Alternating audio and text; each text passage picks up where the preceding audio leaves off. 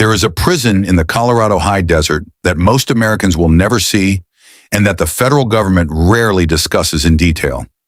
It sits behind layers of perimeter fencing, motion sensors, pressure pads, and laser detection systems at an elevation where the air is thin and the nearest town is small enough to be unremarkable on any map. The facility is called ADX Florence. Its full designation is the United States Penitentiary Administrative Maximum Facility, and it exists for one reason only. Every other federal prison had already failed to contain what was sent there. The 5 men examined in this series arrived at ADX Florence through 5 completely separate investigative pathways. A radicalized British convert who hid plastic explosives in his shoes on a transatlantic flight. A domestic bomber who vanished into the Appalachian wilderness for 5 years. A Chicago gang leader who ran a criminal empire from inside a prison cell for 2 decades. A licensed doctor who used his medical access to kill patients across 2 continents. And a 19-year-old who helped detonate bombs at the Boston Marathon finish line.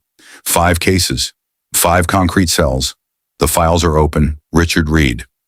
The documented investigative record on this case does not begin at 30,000 feet above the Atlantic Ocean on December 22, 2001, though that is the moment the public knows. It begins in the youth offender institutions of South London, when in the adult prison facilities where a directionless young man with a documented history of petty criminality encountered the ideological infrastructure that would transform a street-level thief into an operational terrorist carrying live explosives onto a commercial aircraft carrying nearly 200 people. Reed was born on August 12, 1973 in Bromley, a borough in the outer southeast of London.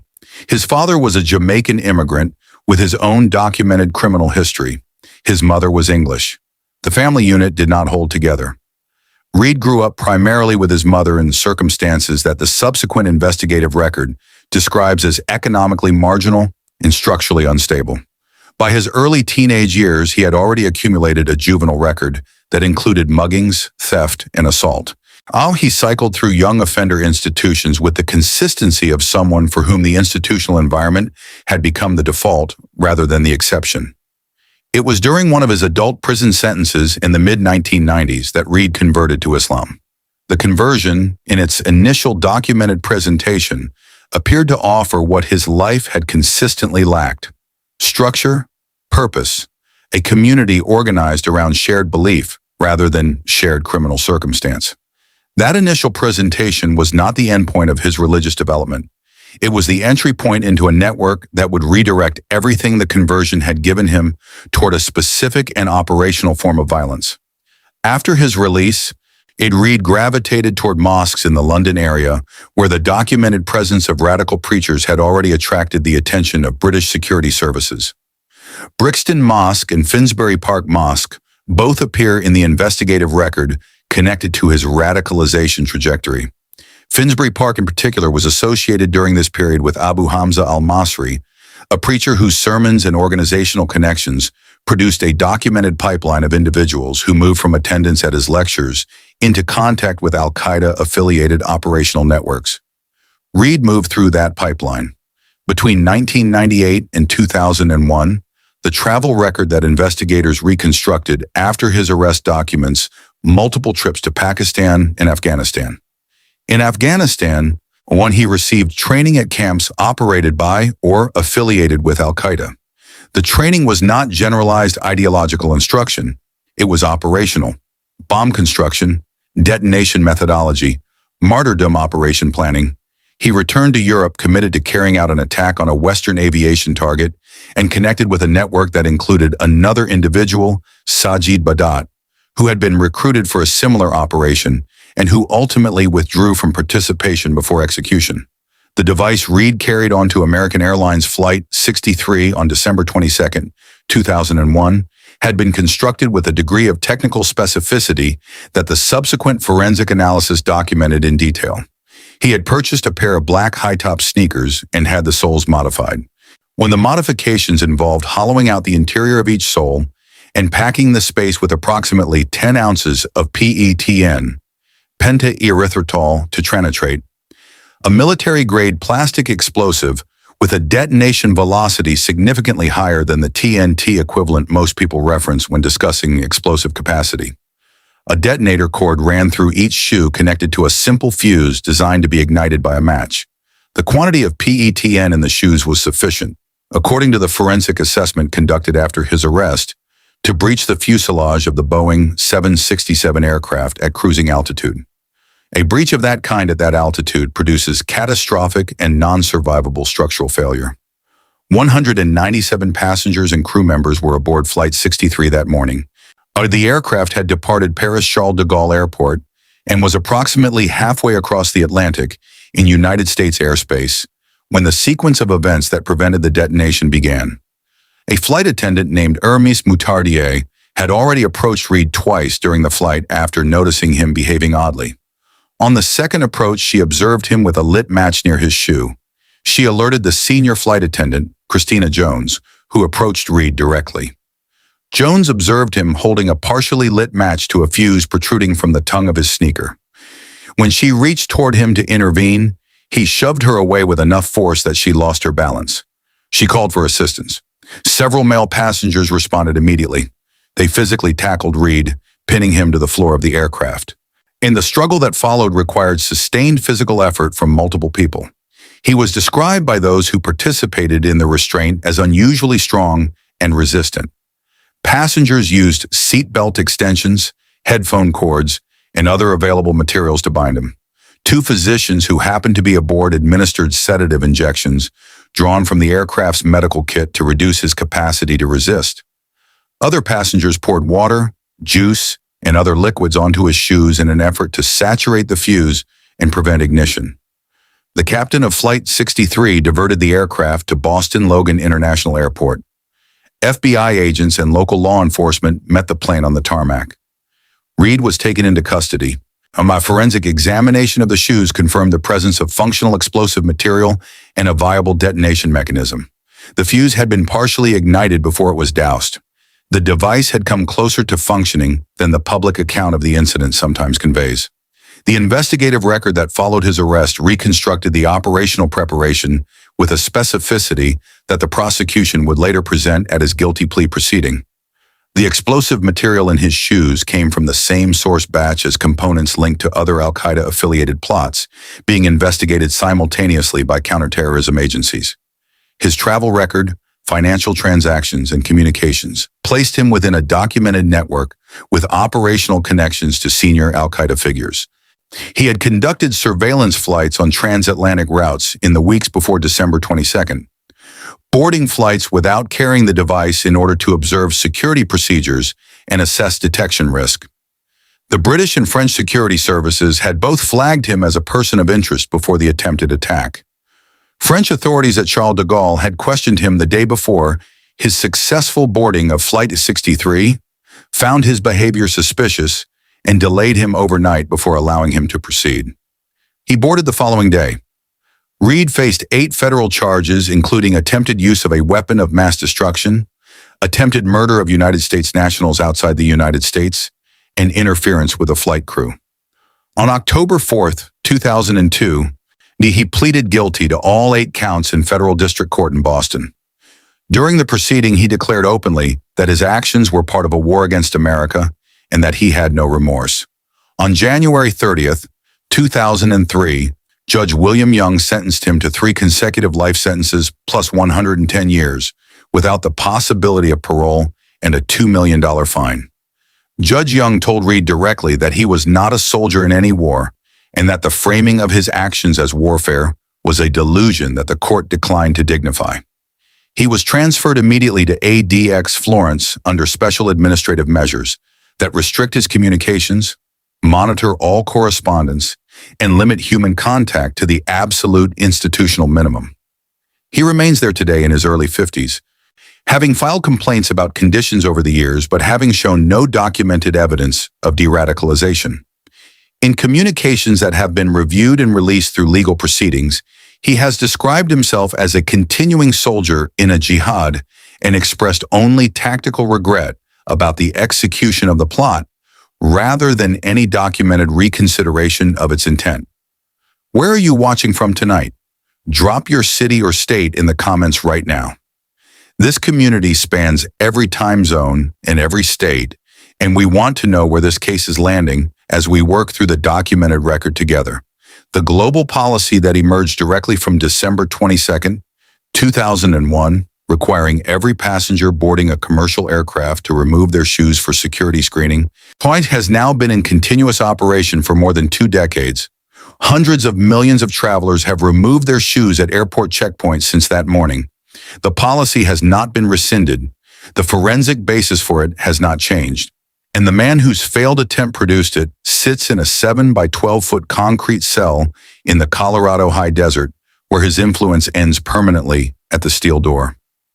Eric Rudolph.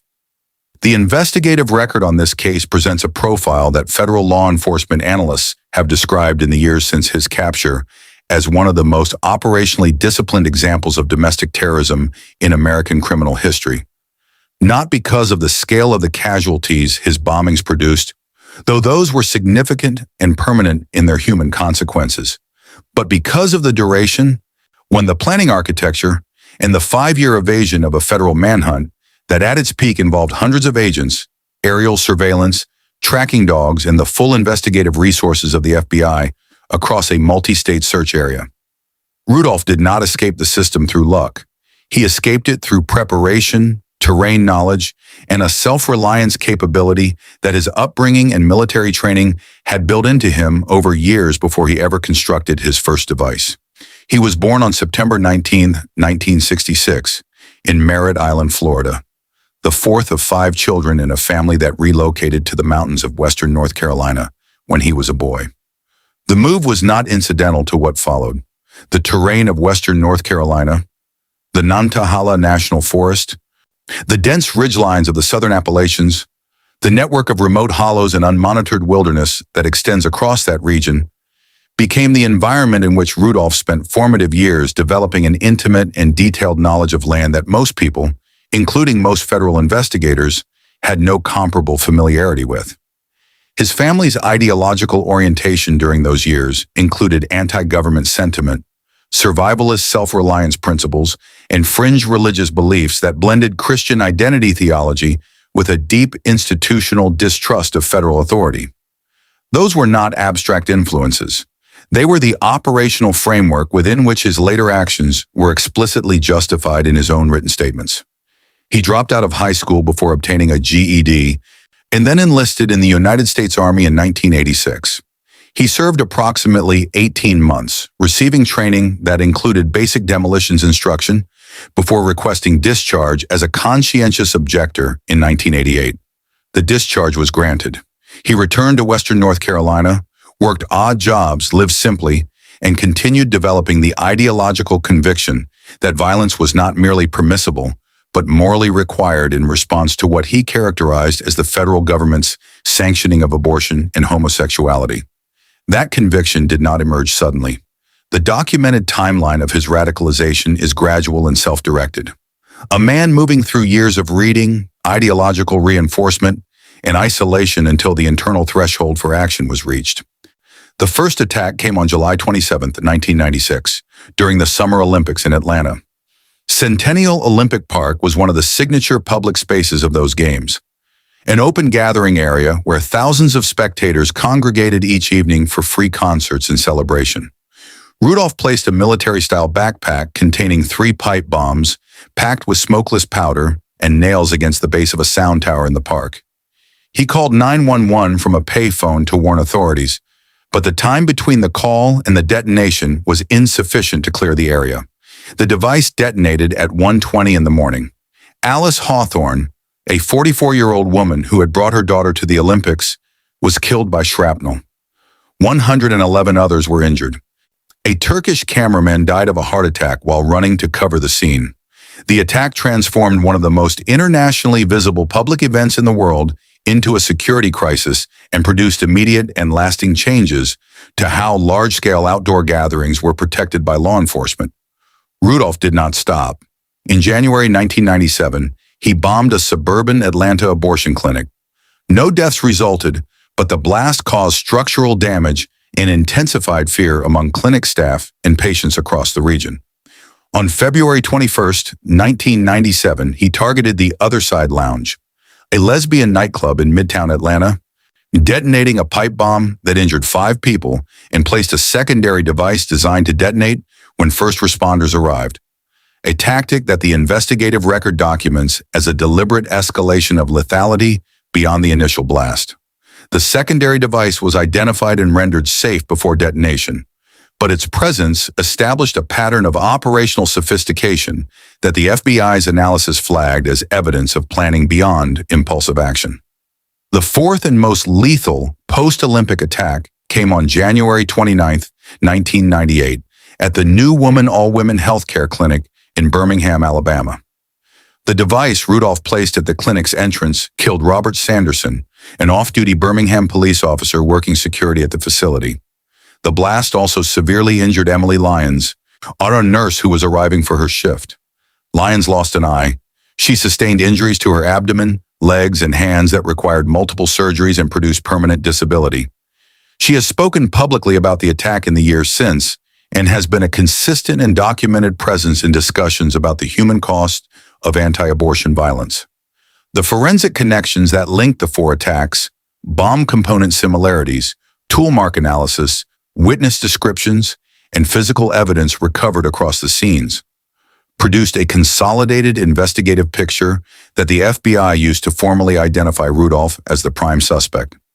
His name was added to the FBI's 10 Most Wanted Fugitives list. A $1 million reward was announced for information leading to his capture, and then he disappeared. The 5-year manhunt that followed his identification as a suspect in early 1998 in his eventual capture in 2003 is documented in federal investigative records as one of the most resource-intensive domestic fugitive pursuits in Bureau history. Rudolph moved into the Nantahala National Forest and the surrounding wilderness of western North Carolina with the preparation and capability that his years in that terrain had given him. He established supply caches. He broke into unoccupied vacation cabins and rural properties for food and equipment. He foraged. He hunted. He moved between locations in ways that minimized his exposure to areas where civilian sightings were likely. The investigative teams pursuing him had access to aerial surveillance, tracking teams, and the full forensic resources of the Bureau. Rudolph had terrain knowledge, physical conditioning, and the self-reliance capability his upbringing had produced. For 5 years, his advantages outweighed theirs. His capture on May 31, 2003, was not the product of sophisticated investigative technique. It was the product of ordinary circumstance. A rookie police officer named Jeffrey Scott Postel observed a man searching through a dumpster behind a grocery store in Murphy, North Carolina, at approximately 4 a.m. The man was malnourished, bearded, and wearing camouflage. He surrendered without resistance when Postel approached him. He was 36 years old. The 5-year fugitive, whose capture had consumed enormous federal resources, was found going through trash in the early morning hours in the same mountain region where he had grown up. Searches conducted after his capture, guided in part by information Rudolph himself provided as part of subsequent plea negotiations, he uncovered buried caches containing approximately 250 pounds of explosives and bomb-making materials he had stored in the wilderness. In April 2005, Rudolph pleaded guilty in federal court to all 4 bombings to avoid the death penalty. He received multiple consecutive life sentences without the possibility of parole and restitution orders exceeding $1 million. He was transferred to ADX Florence, where he remains today in his late 50s. If you have not yet subscribed to Justice Docket, now is the time to do it. Every case this channel covers is built entirely from verified investigative records and documented forensic evidence. Hit the subscribe button and turn on notifications so you never miss an episode. From inside ADX Florence, Rudolph has continued producing written material that the facility's screening processes have partially allowed into the public record. Those writings reflect the same ideological framework that produced the bombings: unrepentant, self-justifying, and consistent with the documented profile of an individual whose belief system has not been altered by incarceration. He has described the supermax environment as deliberately designed to produce psychological deterioration and has complained about the conditions with the same fluency he once brought to justifying mass casualty attacks on civilians. Emily Lyons still carries the documented physical consequences of January 29, 1998 in her body. Robert Sanderson did not go home from his security shift that morning. And Alice Hawthorne went to the Olympics with her daughter and did not come back. The mountains of western North Carolina are still there. The trails Rudolph knew intimately are still walkable. The wilderness that sheltered him for 5 years is still dense and largely unmonitored. The difference is that the man who used it is now in a 7 by 12-foot concrete cell in the Colorado high desert, where the only terrain available to him is the space between the steel door and the narrow slit window on the opposite wall. Larry Hoover. The documented investigative record on this case requires a framework that most true crime analysis does not apply to gang leadership cases, because what Hoover built and sustained across more than 5 decades is not accurately described by the vocabulary typically used to discuss street gang activity. The words that appear in the federal indictment, the trial record, and the subsequent academic literature that has examined his organizational model are words more commonly associated with corporate governance and institutional design than with criminal enterprise. Hierarchy, governance structure, regional administration, operational protocol, internal judiciary. Those are not rhetorical embellishments applied after the fact by analysts seeking to make the story more interesting.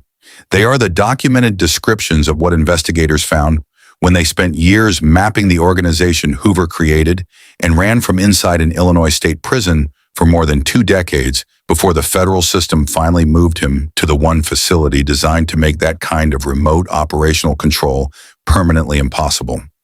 Hoover was born on November 30th, 1950, in Jackson, Mississippi, the son of a family that relocated to Chicago's Englewood neighborhood on the city's south side when he was a child. Englewood in the 1950s and 60s was defined by the same convergence of factors that urban sociologists have documented across multiple American cities during that period.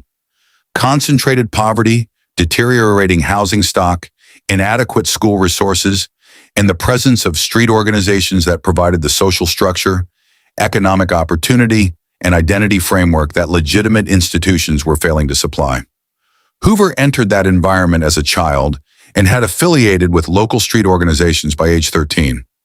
What distinguished him from that point was not the affiliation itself, and which was common in that environment, but the analytical capability he brought to it. In 1969, Hoover co-founded what would eventually evolve into the Gangster Disciples, in partnership with David Barksdale, the leader of a complementary organization called the Disciples.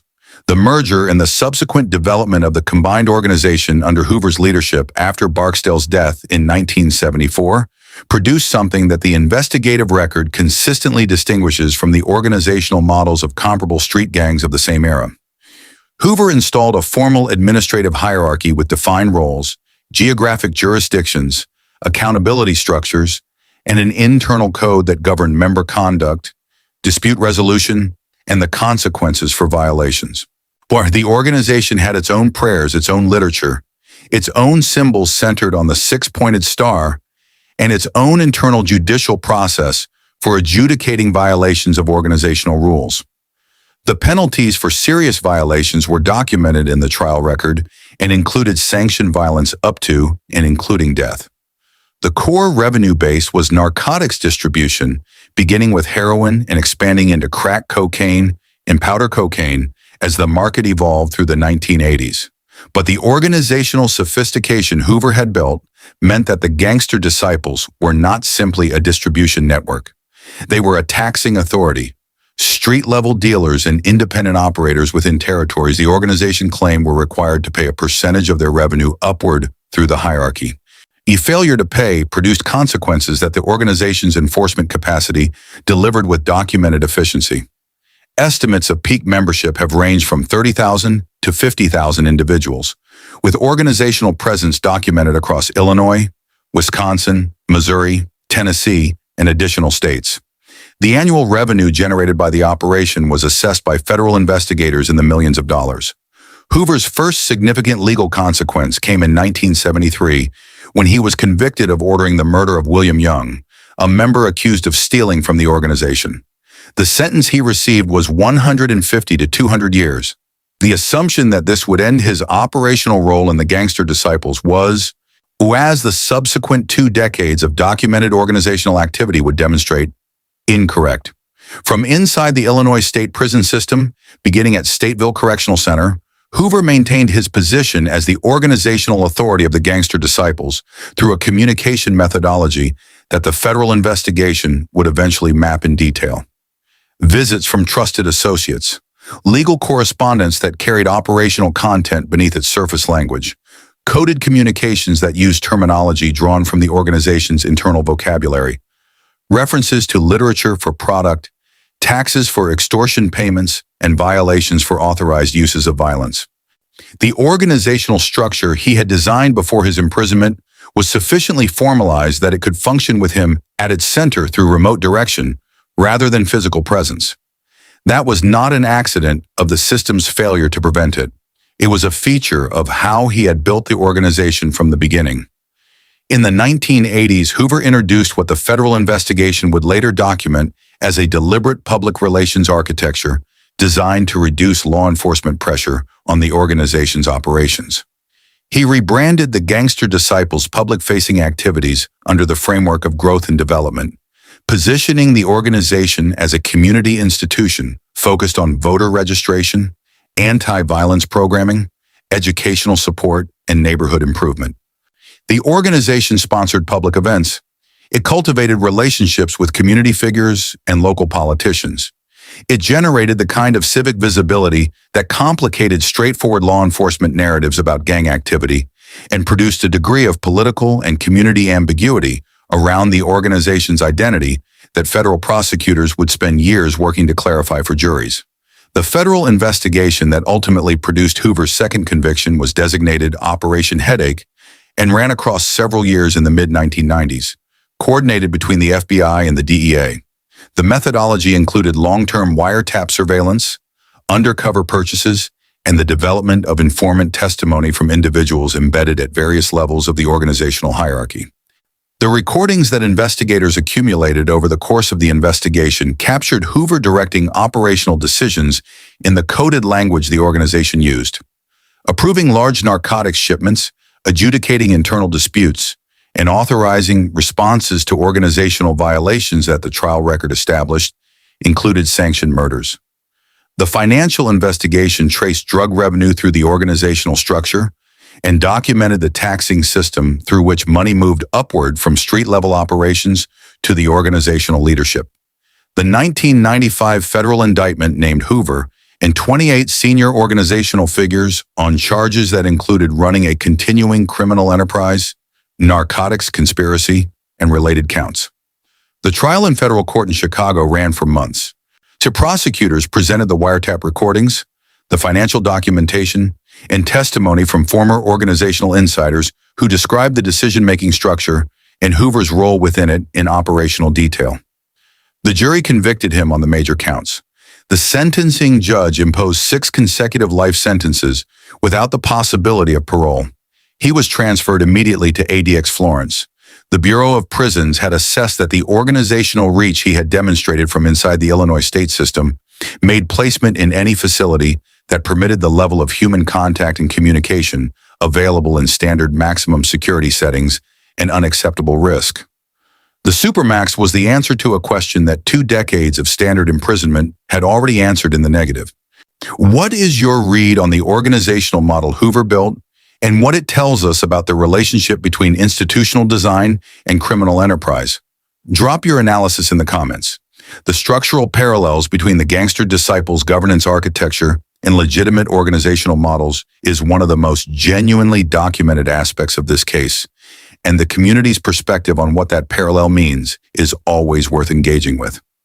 In 2021, a public campaign for Hoover's release generated significant media attention when prominent figures in the music industry used a high-profile Los Angeles event to call for his freedom, arguing that he had changed and that his later emphasis on community values and peace demonstrated a genuine transformation.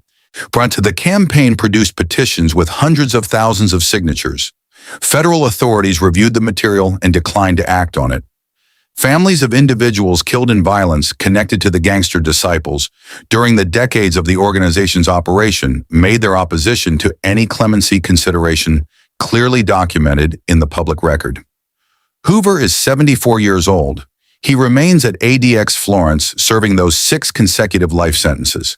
The organization he built has fragmented in the decades since his transfer to the Supermax, splintering into semi-independent sets that retain the name, symbols, and structural elements of his original design, while operating without the centralized authority his presence once provided. Law enforcement agencies in Chicago and other cities where Gangster Disciples affiliated sets remain active continue to document the organization as a significant criminal threat. The blueprint he created is still operational in the streets. The man who designed it is in a 7 by 12-foot concrete cell where every communication is monitored, every letter is read, and the organizational reach that outlasted one imprisonment has been, for the first time in more than 50 years, genuinely severed. Michael Swango.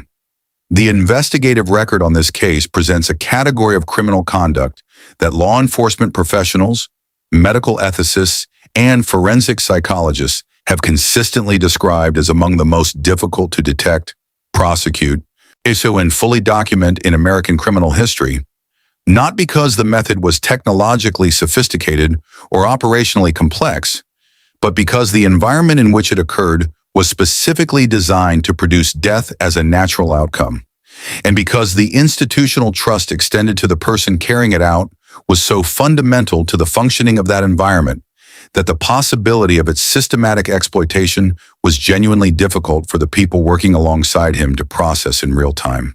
Swango was a licensed physician. He worked in hospitals. Patients died in hospitals. The documented gap between those 3 facts and the criminal reality underneath them cost an unknown number of people their lives across more than a decade of institutional failure, licensing board negligence, and a collective reluctance to confront what the pattern of deaths around one specific doctor was actually indicating. He was born on October 21, 1954, in Tacoma, Washington, the son of a military officer whose career moved the family across multiple postings before they settled in Quincy, Illinois. He was academically exceptional from early in his documented educational record. He graduated as valedictorian from his high school in Quincy. He served in the United States Marines. He was accepted to and completed medical school at Southern Illinois University School of Medicine, an achievement that requires sustained academic performance, institutional recommendation, and the passing of licensing examinations designed to establish baseline competence and fitness for patient care. Now, the documented pattern of suspicious deaths and unexplained medical crises began during his surgical internship at Ohio State University Medical Center in Columbus during 1983 and 1984. At least 5 patients died under circumstances that nursing staff and colleagues documented as unusual, sudden, and inconsistent with the patient's prior clinical trajectories. One confirmed victim from this period was Cynthia McGee, a 19-year-old gymnast who had been admitted following injuries sustained in a car accident and who was recovering on a trajectory that her medical team described as positive before her sudden and unexplained death. Swango later admitted, as part of his 2000 plea agreement, to injecting McGee with a lethal substance. At the time, the Ohio State administration conducted an internal review of the deaths occurring during his internship, but did not refer the findings to law enforcement and did not prevent him from completing his medical training. That institutional decision, made by administrators at a major American medical school who had access to a documented pattern of suspicious patient deaths and chose not to escalate it beyond an internal process, is one of the most consequential failures of institutional accountability in the entire case record. It was the first of several moments at which the system had access to information sufficient to interrupt the pattern and chose, through negligence or deliberate inaction, not to act on it. In 1984, Swango obtained employment as a paramedic and ambulance driver in Quincy, Illinois. Within a short period, co-workers began experiencing acute illness following shared meals and beverages that Swango had provided or prepared. The symptoms were consistent with arsenic poisoning. 5 paramedics were hospitalized. Forensic testing confirmed arsenic in the food and drink items that had been shared. Swango was investigated, charged, and in 1985 convicted of aggravated battery for the poisonings. He received a 5-year sentence and served approximately 2.5 years before being paroled in 1987. What happened after his release from that sentence is the element of this case that the medical licensing and hospital credentialing communities have been forced to examine most critically in the decades since. Swango successfully obtained reinstatement of his medical credentials. He did so through a combination of misrepresentation on applications, exploitation of gaps in interstate licensing communication, and the systemic failure of credentialing bodies to conduct the kind of thorough background verification that his documented criminal conviction and the pattern of suspicious deaths preceding it should have triggered as a mandatory requirement. He was not a doctor whose past was hidden from the institutions that subsequently hired him. He was a doctor whose past was inadequately investigated by institutions that had the means and the professional obligation to do so, and failed to exercise either.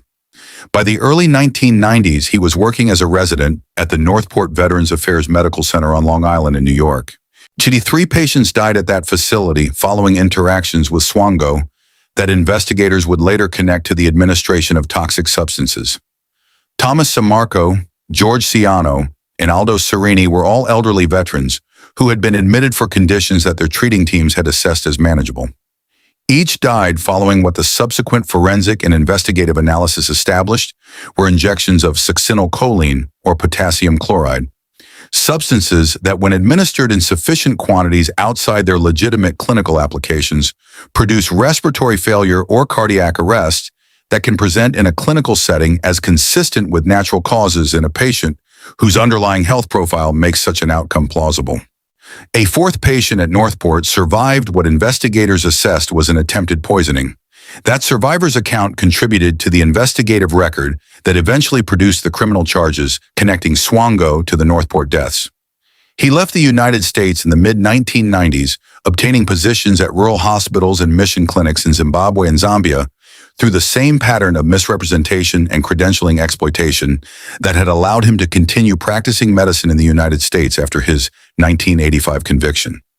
The documented consequence of his presence at those African facilities was a measurable and dramatic increase in patient mortality rates at every location where he worked. Local authorities in Zimbabwe developed suspicions and began investigating.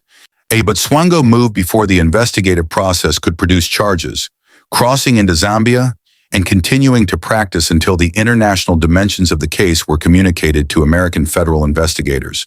The arrest came on June 27, 1997, at Chicago O'Hare International Airport. Swango had been hired for a medical position in Saudi Arabia and was attempting to board a flight when federal agents detained him. The initial charges were fraud-related, specifically the misrepresentation of his criminal history on federal employment applications. But the fraud charges were the investigative entry point, not the destination. The deeper investigation they enabled produced the evidentiary foundation for the murder charges that followed. In 2000, facing the prospect of extradition to Zimbabwe, where he could have faced the death penalty, Swango entered into a plea agreement with federal prosecutors. He admitted to the murders of the 3 Northport veterans and the killing of Cynthia McGee at Ohio State. In September of 2000, a federal judge in New York sentenced him to 3 consecutive life sentences without the possibility of parole. A separate life sentence in Ohio was also imposed. The total confirmed victim count to which he admitted was 4, the number of deaths that investigators believe he was responsible for across his entire career, spanning Ohio, Illinois, New York, Zimbabwe, and Zambia, has been estimated by those who worked the case most extensively at as many as 60 individuals. Pause for a moment on that number and drop in the comments what you think it tells us about the specific institutional failures that allowed it to accumulate. Because the forensic and ethical questions this case raises about hospital oversight, medical licensing reciprocity between states, and the credentialing verification obligations of healthcare institutions are documented and ongoing. And this community's analytical engagement with those questions adds genuine value to the discussion. Swango requested placement at ADX Florence after being assaulted by another inmate at an earlier federal facility and expressing concern about his safety in general population settings. The Bureau of Prisons granted the request. He is now in his early 70s, housed in a 7 by 12-foot concrete cell under the same conditions that govern every ADX Florence inmate. 23 hours of daily isolation, 1 hour of recreation alone in an enclosed outdoor cage, meals through a door slot, all correspondence screened. No unsupervised human contact of any kind. He has never expressed documented genuine remorse for the deaths. Investigators and forensic psychologists who have reviewed his case describe an individual whose motivation appears to have been the exercise of power over life and death itself. A fascination with the capacity to determine who survived and who did not, that his medical training and clinical access transformed from internal psychology into operational reality. He kept detailed personal notes. He maintained what investigators described as recipes for poisonous compounds. His intelligence and the social facility that allowed him to maintain collegial relationships with coworkers while simultaneously poisoning them made him, in the assessment of those who built the criminal case against him, one of the most dangerous individuals the federal system has processed in the medical betrayal category. Only the patients who died in his care trusted a physician to protect them. That trust was the weapon he used against them. ADX Florence is where that particular weapon is permanently disarmed. Dzhokhar Tsarnaev. The investigative record on this case presents a profile that counterterrorism analysts, radicalization researchers, and behavioral psychologists have examined more extensively than almost any other domestic terrorism case of the past 2 decades. Not because the attack itself was the most technically sophisticated or the most lethal in American history, but because the biographical circumstances of the younger Tsarnaev brother posed a specific and genuinely difficult analytical question that the field of radicalization studies had not fully resolved before April 15, March 2013, and has continued working to resolve in the years since. The question is this: how does a person who by every documented external indicator was successfully integrated into American society, educated in American schools, socially connected to American peers, described by teachers and classmates in terms that reflected genuine affection and normalized adolescent engagement, arrive at the decision to place a bomb designed to kill and maim civilians at a public celebration? The answer the investigative record provides is not simple. It involves a specific family dynamic, an older sibling's documented radicalization trajectory, the accessibility of extremist material through online platforms, and a psychological susceptibility that the available evidence suggests was present, but that none of the people in regular contact with Dzhokhar Tsarnaev identified or reported before it produced its consequences on Boylston Street. Tsarnaev was born on July 22, 1993 in Tokmak, in what is now Kyrgyzstan, to ethnic Chechen parents who had experienced the displacement and hardship that characterized the Chechen diaspora of that era. The family moved to Dagestan before applying for asylum in the United States. They arrived in Cambridge, Massachusetts in 2002 when Dzhokhar was approximately 9 years old. His father worked as a mechanic. His mother provided beauty services. The children attended Cambridge public schools. By every documented account from that period, and the family's integration into the Cambridge community was functional and unremarkable. Dzhokhar learned English, made friends, participated in school athletics, including wrestling, was well regarded by his teachers, and received a City of Cambridge scholarship for college attendance that reflected genuine academic and community standing. He enrolled at the University of Massachusetts Dartmouth in 2011.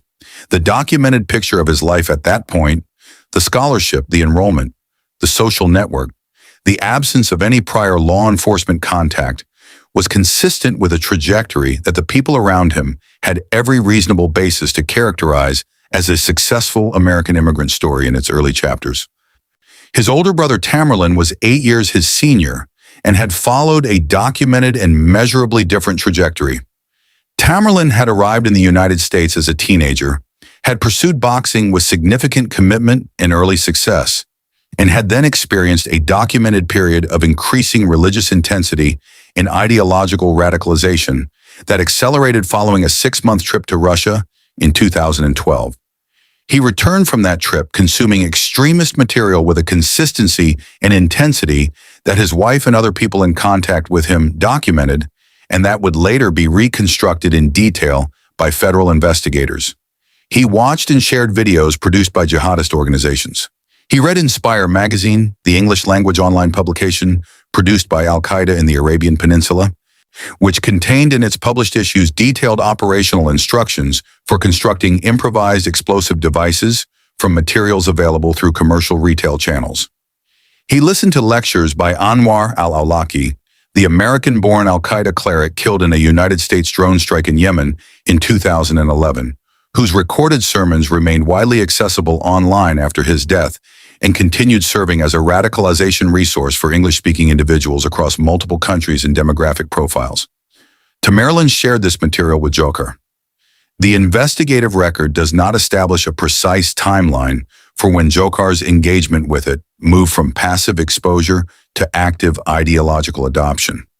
What it establishes is that by the period leading up to April 2013, both brothers had arrived at a shared operational decision.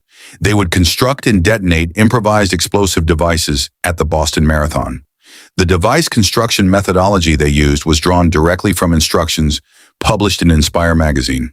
They purchased commercial fireworks from a store in New Hampshire across multiple transactions in the months preceding the attack. They extracted the black powder propellant from the fireworks casings, accumulating sufficient quantity for the devices they planned to build. They obtained pressure cookers, standard kitchen appliances available through retail channels, and packed them with the extracted black powder along with metal fragments, including nails, ball bearings, and BBS designed to function as shrapnel upon detonation. The completed devices were placed inside backpacks. The total construction cost of the weapons that killed 3 people and injured more than 260 others, 17 of whom lost limbs, was assessed by investigators at approximately $100. On April 15, 2013, Patriots' Day in Massachusetts, the Boston Marathon finish line on Boylston Street was surrounded by the dense crowd of spectators that the race's final stretch always attracts. Runners who had trained for months were completing the course. Families lined the barriers. Children sat on their parents' shoulders for a better view. The atmosphere was what it always was on that day: celebratory, communal, and entirely civilian. Surveillance footage that investigators recovered from cameras along Boylston Street and from the devices carried by spectators documented both brothers moving through the crowd with backpacks, stopping at positions near the finish line, setting the bags down, and walking away. At 2:49 in the afternoon, the first device detonated near the finish line. 12 seconds later, the second device detonated approximately 1 block west. The immediate scene that followed the 2 blasts is documented in the emergency response records, the medical examiner's reports, and the testimony of survivors and first responders who were present. 3 people died at the scene. Martin Richard was 8 years old. He had been watching the race with his family. Lingzi Lu was 23 years old, a graduate student from China attending Boston University. Crystal Campbell was 29 years old. More than 260 people were injured. 17 lost 1 or more limbs. The medical response that followed the detonations, the immediate application of improvised tourniquets by bystanders and first responders, the rapid transport of critically injured individuals to Boston area trauma centers, is credited in the emergency medicine literature with preventing the death toll from being significantly higher. The brothers did not immediately flee the Boston area. 4 days after the bombing on the evening of April 18, they shot and killed Massachusetts Institute of Technology police officer Sean Collier in his patrol vehicle near the MIT campus. They then carjacked a vehicle in Cambridge, one holding the driver for approximately 90 minutes before he escaped at a gas station. A law enforcement pursuit that followed led to a confrontation in Watertown, during which the brothers detonated additional improvised devices and exchanged gunfire with officers. Tamerlan was wounded during the confrontation, fell, and was struck by the vehicle Dzhokhar was driving as he attempted to flee. Tamerlan died at a hospital from his injuries. Dzhokhar was found the following evening, April 19th, hiding inside a boat stored in a Watertown backyard. He had sustained gunshot wounds. On the interior wall of the boat, he had written a statement in marker that investigators documented and preserved as evidence. A declaration framing the attack as retaliation for American military actions in Muslim countries and describing the marathon victims as collateral damage. He was 19 years old. The federal trial began in January 2015 in Boston. The defense acknowledged his participation in the attacks, but argued that he had been operating under the dominant influence of his older brother and that his age and the family dynamic should be weighed against the aggravating factors the prosecution presented. The jury convicted him on all 30 federal counts after less than a day of deliberation. The penalty phase produced a death sentence on 6 of the capital counts. Judge George O'Toole sentenced him to death by lethal injection plus multiple consecutive life terms. Have you followed the legal proceedings in this case through the appeals process? Because what happened in the First Circuit in 2020 and then at the Supreme Court in 2022 raises documented constitutional questions about jury selection in high-profile cases that go well beyond this specific defendant. Drop your analysis in the comments and let us know where you are watching from tonight. This community spans every state, and the geographic distribution of perspectives on this case is always one of the most interesting dimensions of the comment discussion. The First Circuit Court of Appeals vacated the death sentence in July 2020 on citing concerns about the jury selection process, specifically whether prospective jurors had been adequately screened for exposure to prejudicial pretrial media coverage, and whether the district court had handled certain evidentiary issues correctly. The government appealed.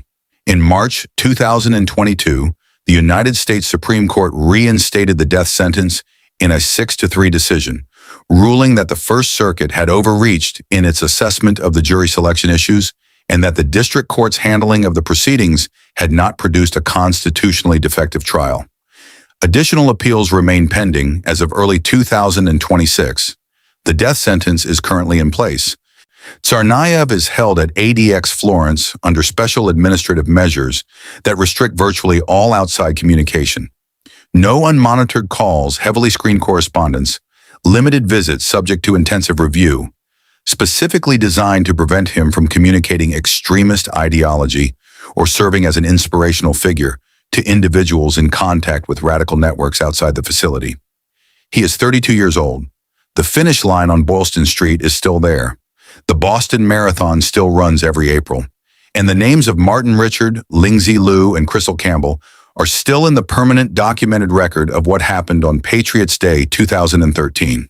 5 cases, 5 concrete cells in the Colorado high desert, 5 documented histories that collectively produce an argument about the limits of institutional containment that the Bureau of Prisons official literature was never designed to make, and that the 5 cases themselves make more persuasively than any policy document could. The argument is not that ADX Florence fails at what it was designed to do. The physical containment the facility provides is, by every documented measure, effective. No ADX Florence inmate has escaped. No ADX Florence inmate has successfully communicated operational instructions to an outside network in a way that produced a documented attack. The 7 by 12-foot concrete cells, the 23-hour daily lockdown, the screened correspondence, the monitored calls, the steel doors, and the narrow slit windows, these function as designed. The physical architecture of the place works. The argument the 5 cases make is different and more uncomfortable. It is an argument about what comes before the concrete cell, about the documented gaps in the systems that were supposed to prevent the need for a facility like ADX Florence from arising in the first place, about the institutional failures, the missed interventions, the inadequate oversight mechanisms, and the policy decisions that each of the 5 cases exposes with a specificity that demands examination rather than the kind of comfortable distance that treating these as aberrational individual stories would permit. Richard Reed did not arrive at the departure gate at Charles de Gaulle Airport on December 22, 2001, without a documented prior history that multiple institutions had access to. British security services had flagged him as a person of interest. French authorities at the airport had found his behavior suspicious enough to delay him overnight, the day before he successfully boarded Flight 63. The radicalization pipeline through which he moved, the London mosques, the Pakistani training camps, the Al-Qaeda-affiliated network that provided him with operational guidance and explosive materials, was not invisible to the counterterrorism agencies tracking it. The question the documented record raises is not whether the system eventually stopped him. It did, through the intervention of flight attendants and passengers rather than through any institutional security measure. The question is what the documented prior history of his radicalization trajectory should have produced from the institutions that had access to it before he boarded that aircraft. Eric Rudolph conducted 4 bombings across a 2-year period in 3 states before a forensic investigation connected the attacks and identified him as the responsible party. The investigative record documents the forensic links, bomb component similarities, tool mark analysis, physical evidence, and that eventually produced the consolidated picture. It also documents the timeline. The Olympic Park bombing occurred in July 1996. The Birmingham Clinic bombing that killed Robert Sanderson and permanently injured Emily Lyons occurred in January 1998. Between those 2 dates, 2 additional attacks occurred. The question the documented record raises is what the investigative connections between the first attack and the subsequent ones should have produced in terms of protective measures for the facilities and individuals who became targets before Rudolph was identified as the common thread. Larry Hoover demonstrated across more than 2 decades of imprisonment in the Illinois state system that the organizational infrastructure he had built was sufficiently robust to sustain his operational authority through the remote communication channels that standard maximum security imprisonment permitted. The federal investigation that eventually produced the 1995 indictment documented that reality in detail. It also documented the duration. Hoover was convicted of ordering a murder in 1973. The federal racketeering indictment came in 1995. Between those 2 dates, 22 years of documented organizational expansion, narcotics distribution, and violence occurred under his direction from inside an Illinois state prison.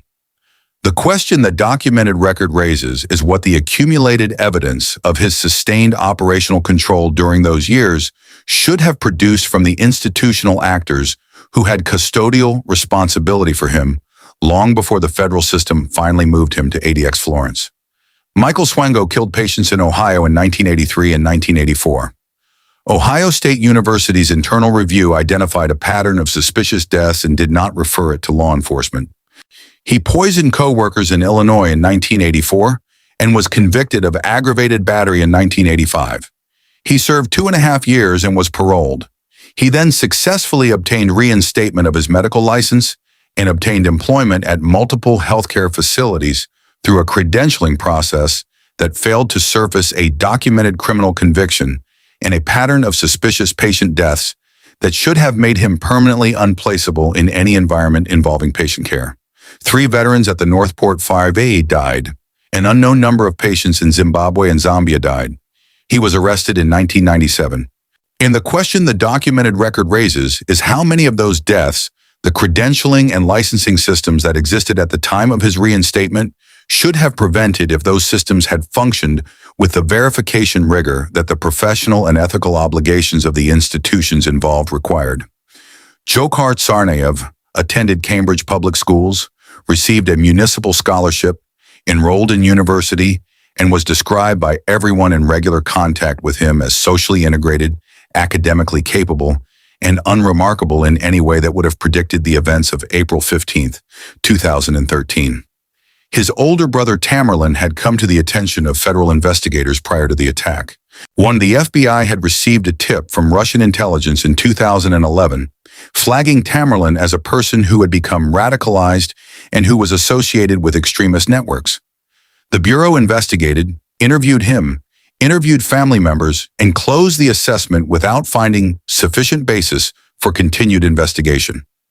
Tamerlan traveled to Russia for 6 months in 2012 and returned. The FBI's assessment remained closed. On April 15, 2013, both brothers detonated pressure cooker bombs at the Boston Marathon finish line. The question the documented record raises is what the combination of the Russian intelligence tip, the prior investigation, and the 6-month Russia trip in 2012 should have produced from the agencies with access to those data points before Boylston Street. Those questions do not have clean answers. They are not asked here to suggest that the institutions involved were uniformly negligent or that any single corrective action would have prevented all 5 cases. Institutional failure is rarely that simple in its origins or its remediation. The documented record of each case reflects a combination of resource constraints, jurisdictional gaps, professional negligence in some instances, reasonable judgment calls that turned out to be wrong in others, and the fundamental difficulty of identifying with precision which of the many individuals passing through any given institutional filter on any given day represents a genuine future threat rather than a profile that resembles one. But the 5 cases do make a collective argument that is worth sitting with, that the most secure prison in the United States federal system is not, in the final analysis, the primary line of defense against the kind of harm that sent each of these 5 men there. It is the last line. And the documented histories of Richard Reed, Eric Rudolph, Larry Hoover, Michael Swango, and Dzhokhar Tsarnaev each describe, in their own specific and distinct ways, what the lines that came before it missed and what those misses cost. Please subscribe to Justice Docket if you have not already done so, and share this series with someone who engages seriously with documented criminal cases. This channel exists to examine the full record, not the surface narrative, and the community that is built up around that commitment is what makes the work worth doing. Every case covered here is grounded in verified investigative records, documented forensic evidence, and the analytical framework that these stories deserve, and that the people affected by them are owed. Drop in the comments which of these 5 cases you believe exposes the most significant institutional failure in the systems that preceded ADX Florence. Not the most dramatic crime, not the highest body count. The case whose documented pre-arrest history raises the most consequential questions about what the institutions responsible for public safety should have seen, should have acted on, and did not. This community consistently produces the most rigorous analytical engagement on this platform, and that specific question is one. The documented record of all 5 cases has been raising for years without a fully satisfying answer. The high desert of Fremont County, Colorado is quiet tonight. The perimeter sensors are active. The steel doors are closed. The narrow slit windows offer a distant view of mountains that none of the 5 men examined in this series will ever reach again. ADX Florence is working exactly as designed. The question the documented record of all 5 cases leaves permanently open is whether the systems that sent them there worked as well as they should have before that became necessary. That question does not have a concrete cell to contain it. It remains exactly where the files left it, open, documented, and worth every minute of examination.